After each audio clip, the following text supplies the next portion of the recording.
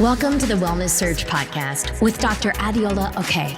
Each week, we discuss our wellness journey with real people like you and me. We have conversations about food, fitness, mental health, financial wellness, and much more, so you can get back to the real you.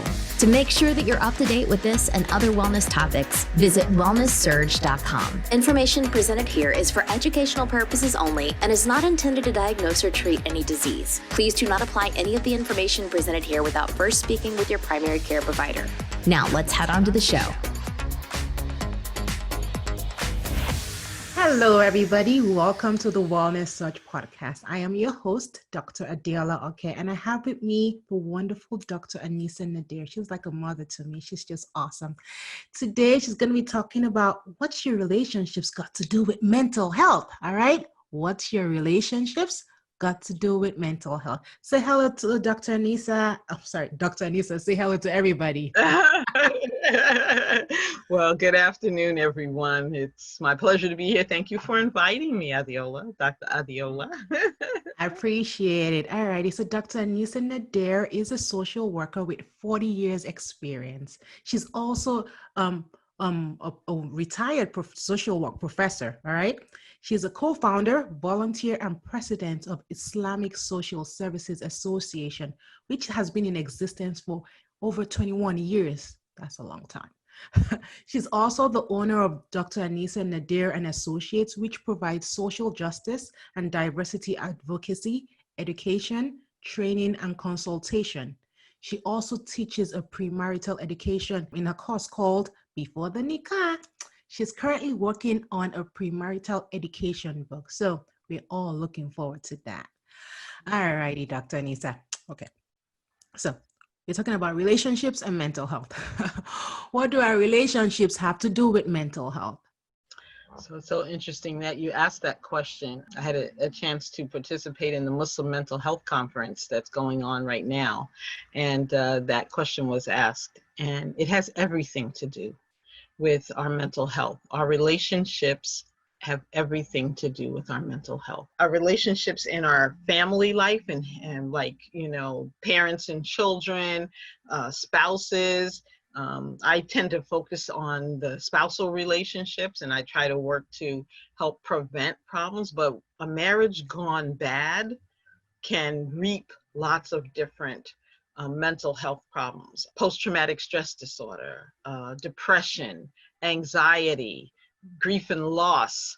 There are just a number of different mental health challenges that people face. Back in the day, one term they used to use, they called it having a nervous breakdown, you know. So when marriages especially go bad, everyone is impacted, and the mental health and emotional health of everyone in the family, the friends, the community. I mean, people, it's really tough. And so I try to work to prevent that. Okay. Very good. Very good. All right. Yeah, it's so true. It seems like people just don't get it, right? You hear about somebody that maybe not even a divorce, right? They just heard about the husband cheating on them or something, and they start to lose it, right? And it's not because it's not their own doing, it's just they can't help themselves. I've heard about people like playing games with themselves or doing things out of the ordinary, but they need somebody, like they need a provider or somebody to listen to them to get there where they need to be again. And so Dr. Aneesah is an expert at preventing stuff like that, right? Before we get there. That's right? Because that's my work, yeah. I'm always about prevention is better than cure. If it's worth an ounce of gold. If I can learn to prevent it, then I'd rather not go through the heartache. I'd rather do the hard work to prevent rather than have to cure. Yeah. Alrighty. So, okay, big question here now. Can you please discuss how to prepare for a healthy marriage? Yes, thank you. That's one of my favorite topics. So one of the things, there's this whole segment, care, and it's a preventive segment called marriage preparation, okay? And under marriage preparation includes educational workshops and seminars. It includes premarital advisement, coaching. It includes premarital counseling. So I work more in the premarital education and coaching and advisement kind of portion. And then I refer people to the counselors. So what I do is I work more in the premarital education and preparation and coaching and advisement kind of portions. And when people have more advanced kinds of issues, then I refer them to a counselor. And so how do you prepare? I think the thing is to spend time at it and to recognize it's important. More people spend more time planning the wedding than they do planning for a long and healthy marriage. And I'm like, and oftentimes people come to me with concerns or issues, and because I had my own practice and I saw couples and I saw individuals, and and I'm like, did y'all not talk about that? I mean, so it was clear that one party or the other had some expectations and they never talked about it. Yes. So those are some of the challenges, but also another piece of this is it's the education, but it's also the mate selection and the vetting of the potential, the prospective spouse. And I mean deep vetting. I mean, part of this is getting to know yourself. How do you get married when you don't even know who you are? People kind of get married, they meet somebody and he seems like a good prospect and they get married if they don't know who they are and they don't know who he is. And I mean, no, with a K, capital KNOW, no. Most people don't know. My husband used to say, each town furnishes its own mates. So it's, we grew up in villages and neighborhoods and we married the boy or the girl next door, or at least on the block. We don't know these people. People are coming from different places and spaces. And I mean, even like, for instance, your homeland is Nigeria, but your kids have been growing up here. And this Absolutely. Is a different place from there. My kids grew up in New York City, but they've been here for, all of their lives, this is different, and so I think that's really vetting. I'm like really big on self-analysis, getting to know that perspective, and really doing some vetting, background checking, really observing, spending some background check. No, I'm serious. I am so serious about that, because you don't really know a person until you really get to know them. And in Islam, we know that, you get to know somebody by spending time with them, living with them, doing business with them. I think there was one more, traveling. Mm-hmm. If you haven't done any of that, you can't claim to know that person. And I think in like the Christian world, they usually have like a premarital education thing, right? I think like for Christians, right? So the Catholic community requires it before marriage in the church. Some of the other Christian denominations may require it before marriage in the church. The Muslims do not require it. And I've been working for the past maybe about 15, 16 years trying to get our community to require it. So overall, I think there may be a couple of masjids or imams that require it, or they say they won't perform the marriage without some premarital education. But most premarital education is like, a few minutes with the imam or an hour with the imam. That's not enough. That's not enough. And, I really recommend getting this knowledge and education even before you're ready to get married. So I like to start at like high school, 14, they're not ready to get married. They're not thinking about getting married. Start there. And then when they get like, 18 or 19 or 20, and they're really starting to look, then they take it again. And then, I really do, because this is one of the hardest jobs we're ever going to have. Absolutely. And the job for which we are least prepared. Yes. You got prepared for your profession. I spent, between 4, 6, so 6 and another 7, like 14 years becoming a doctor of social work. You're still every time there's always this funky patient. You're like, oh, this is something I learned new today. And so, yes, day and age where we have a lot of divorces, right? I think this is like education that is really important. And I never thought about a 14-year-old, but Okay. I'm Oh, thinking I about my do. 14 I and do. 16-year-olds, but The world is oh, changing so much. There's so much going on in the world, and there are a lot of things that they're being exposed to that we weren't exposed to. hmm, But also they have a lot of questions, and they need to. So that, like I said, that's the first level, and then they start there, and they get like some basic. And it's like when we started out in undergrad school, or no, junior college. So yeah. they take it at kind of their junior college level, and then they come back and take it at the undergrad level, and then you know what I'm saying?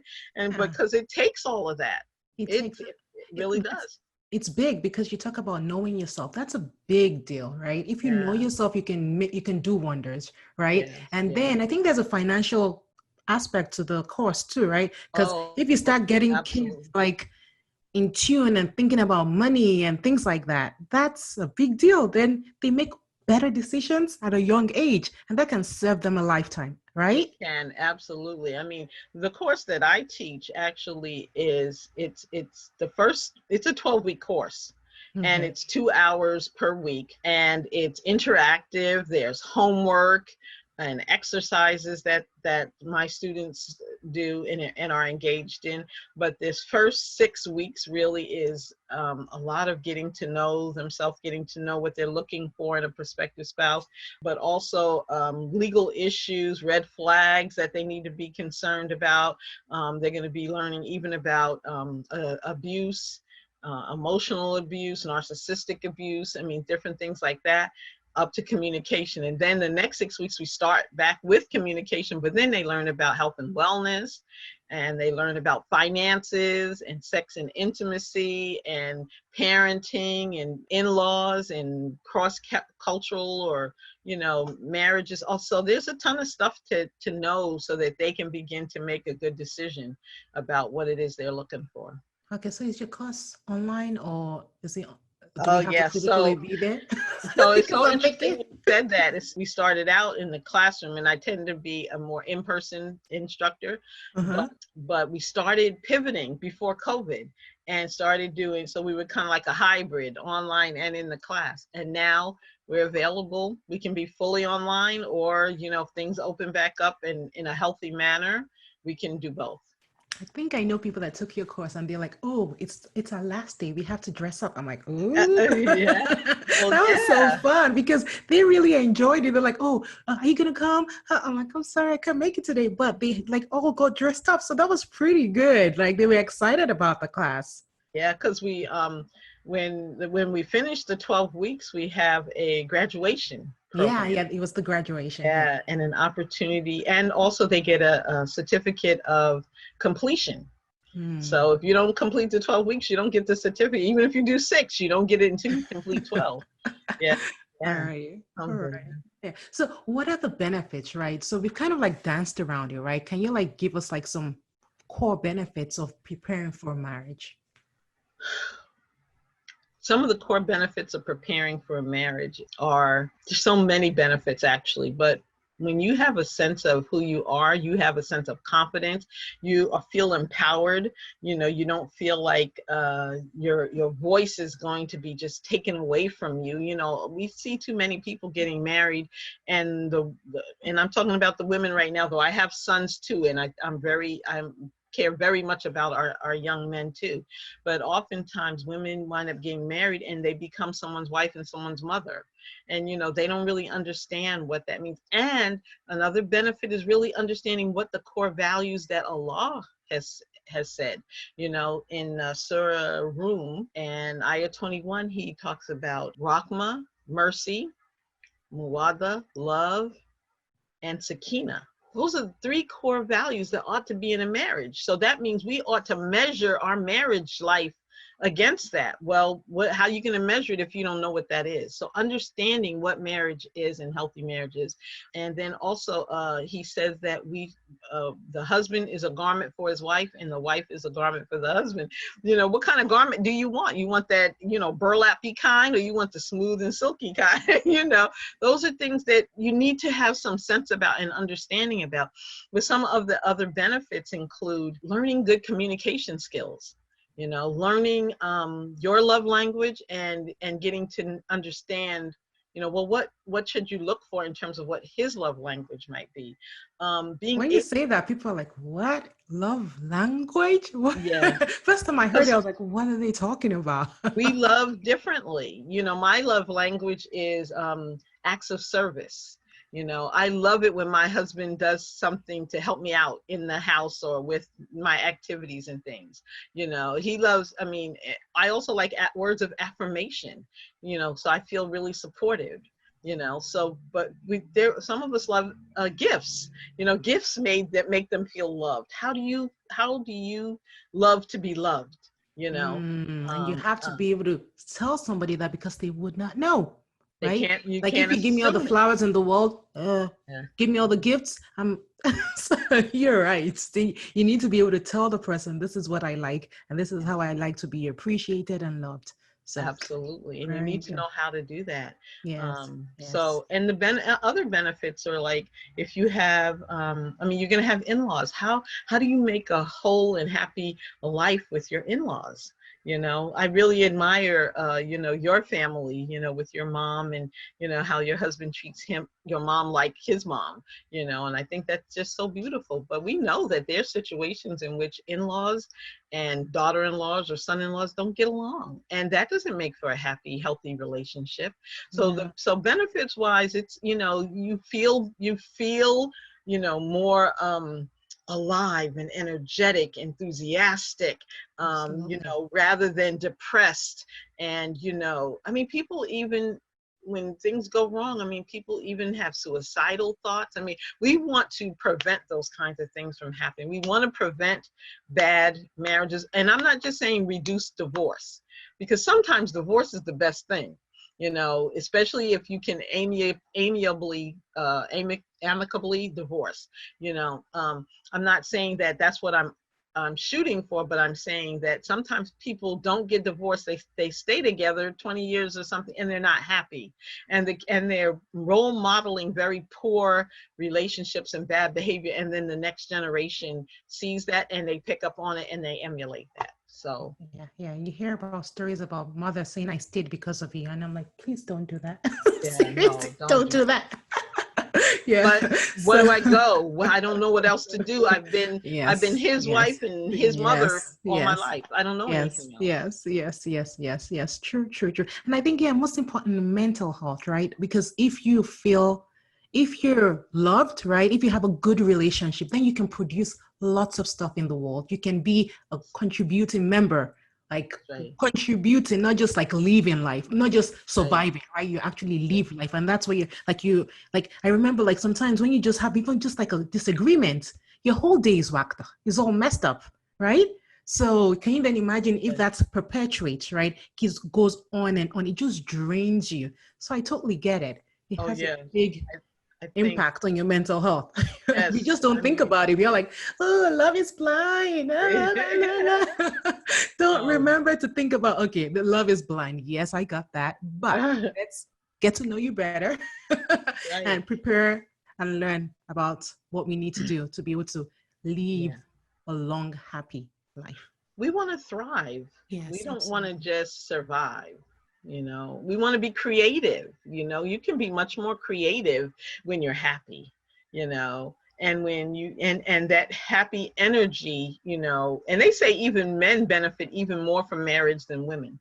The research seems to indicate, but I know myself, when things were not right between us, if there was situation not right, I couldn't think of doing anything else. Yeah, my focus is all gone. Like the day just goes, you just can't think straight. I'm just like, today's not a good day. Don't talk to me. Like, things are not right. Today's not a good, I'm not a nice person today. Don't talk to me until you straighten things out. So, alrighty. So what you've been teaching this course, right? What outcomes have people seen with your recommendations? So it's so interesting that you say that. I'm trying to think. So one woman who's happily married, she took my course maybe like over 20 years ago. And you've been 20 years? Wow. I've been teaching it off and on over 20 years. Yeah. And about 2 or 3 years ago, Yeah, her daughter turned 16, and she sent her daughter to the course because she was able to see good results with her relationship in terms of communication skills and how to how to work together, because that problem solving skills even, so that was, I think that was quite a testimony when the mom sends her daughter and the mom is happily married. That's So that was beautiful. good. Another situation was when one of my students took the course. She was divorced. She took the course and she remarried. And then she brought her new husband to take the course, and they completed the 12 weeks together. So that was really good. Had another situation when a couple, they were kind of in their newlywed phase, but they were having some difficulties, and they hadn't had premarital counseling or education or anything. But in my class, they got to know themselves better, and they got to know each other, and they decided actually that it wasn't the best fit, but they amicably, divorced. Wow. Amicably. So, and they're both recommending the course. They're saying people should take this course because they should learn what we learned about ourselves and about what would be a good fit for us and what would be compatible. So that was good. Another young woman said that she learned prevention, things that would help to prevent problems in the marriage and the negative consequences. But she also was able to recognize a toxic relationship early. Because like we said, some people will stay in a relationship for years and years and years. One, because they don't know what's going on. They don't know what else to do. But she had the skills to know this isn't right. I'm not being treated well. There's something wrong with here, and I don't need to stay in this.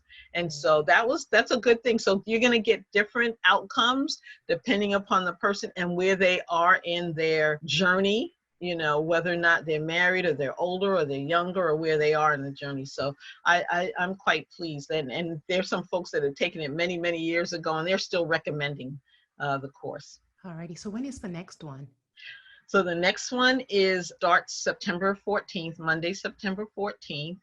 Okay. It's a 2-hour course, so 6:30 Pacific, Arizona time, and till 8:30.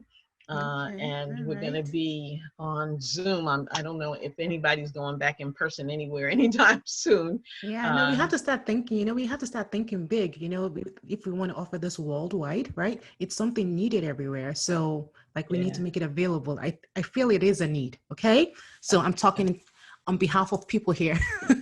We need to make this online available all over the world. All right. Are you with me, Dr. Aneesah? I heard you. Well, it's so interesting you said that. My daughter's a marriage and family therapist, and my daughter-in-law is a marriage and family therapist, and my daughter is an attorney. And so my daughter has been helping me to co-teach this for a while. And then my daughter-in-law is going to take the course. And I was just saying, let's start looking at how we can train some other people, because I got to clone myself. and so I hear you. Plus I'm getting ready to write a book, Adiola. Yeah. That to capture some of the things that we've been talking about and learned, and inshallah to be able to share it into a wider audience, inshallah. Absolutely. So I will be looking for your online class.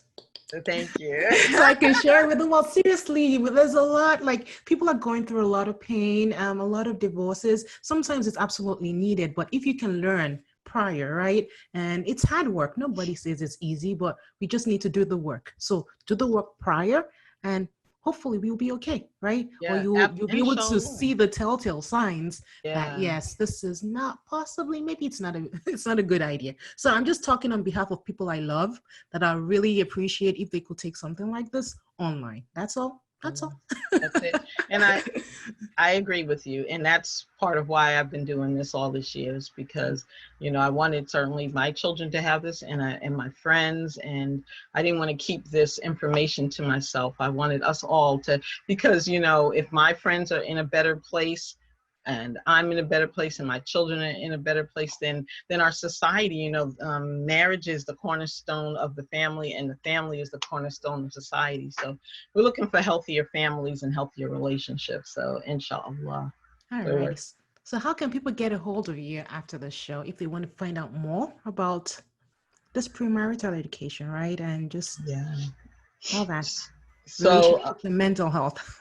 yeah, so you can certainly email me, draneesah@hotmail.com, Dr. Aneesah at hotmail.com. I'm also on Facebook, DRMSW, Dr. MSW, on Facebook.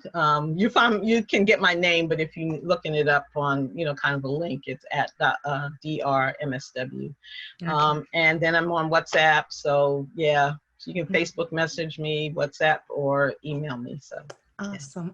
Thank you so much, Dr. Aneesah. I've learned a couple of things today. So thank you so much. I'm always happy to learn. That's like my biggest hobby, learning and passing that knowledge on. So yeah. So I wanted to thank you, for Okay. doing this, because you're helping to educate and helping us all to be healthier in the process. So thank you so much. Thank you. I appreciate that. I appreciate being appreciated. Alrighty, guys. So it was a wonderful show. I hope you think the same too. And I will see you in the next show. Have a good one. Have a good week. Bye-bye. Join our Wellness Search Facebook community so that you can implement what we learned together. I am because you are. Thank you for listening and sharing your precious time with us. If you enjoyed the show, then follow us and subscribe on iTunes, YouTube, or any app that carries podcasts. Have an awesome week. Best wishes to see you thrive.